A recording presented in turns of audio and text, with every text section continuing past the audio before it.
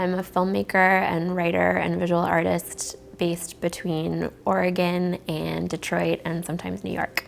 I tend to be very process-oriented and research-oriented, so I think I often have many things going on at once. My practice is very much oriented just towards the way that I live also, so it can be like cooking and thinking about a script or thinking about an edit. Between 2009 and 2015, I was going to Iraq and Iraqi Kurdistan like every year, and I was filming a lot of interviews with farmers and kind of agricultural experts and government officials, and looking at how particularly the Kurdish region was trying to be self-sufficient in food production, but also kind of US involvement in the region after the invasion, and because that's the origin of agriculture. And so I had all of this footage, and I had originally thought I was going to make this kind of social issue documentary, but the interviews and the material I was getting was not what I personally felt interested in. And so enough time has passed now that I brought a lot of that here, and I've been doing this work of recontextualizing it. So looking at different ways of almost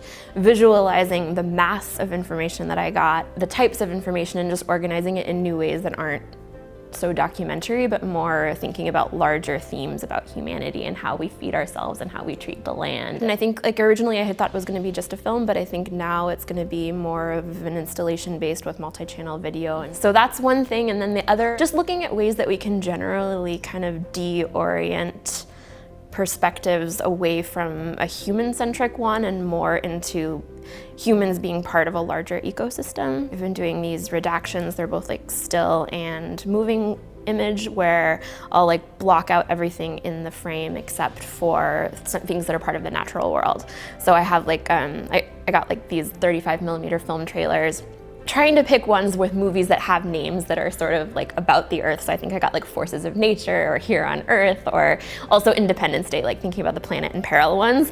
Yeah, I'm doing that where it's just like single frame by frame, blacking out everything that's not actually part of the natural world. And I'm also working on this series of nature films that are 16mm hand processed. And the idea is kind of that there are these nature films that are for a future when things might not exist anymore. The films will be between 1 and 3 minutes each, and I'm also in the process of building like a hand crank projector that can be powered by candles, so that it's kind of this kit that can exist and you can watch regardless of the conditions of the world and the time. Like, the thing that first got me to Kurdistan was thinking about the wheat and how after the war they started importing wheat from the US and Australia, but that was the area, the region where it was first domesticated. So I think when you're there, like I filmed so many of the grasses, and that's another thing that's really paralleled with here is just all the grasses that are growing. So I've been gathering those, putting them, like applying them directly on the emulsion and making like photographic images, but both moving and still, but also thinking about projecting them onto different textures that also have the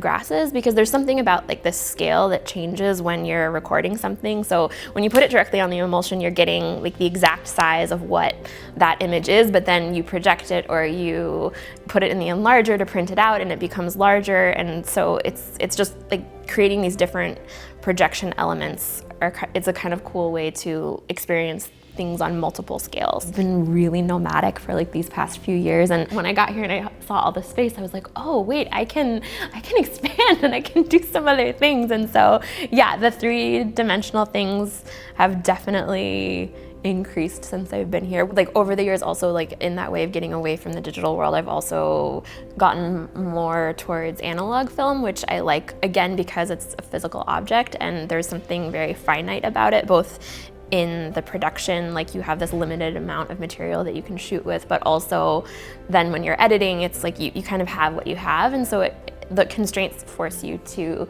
create things in a different way. And I think especially for that collection that I'm working on, like the future films, there's something about the finiteness and the restrictions that feels like what the future will be. And so working with that form has been like also a nice way to think about like scarcity of resource in some way. And yeah, I also just really love like editing on film. Like I love being able to see the frames and create an actual object.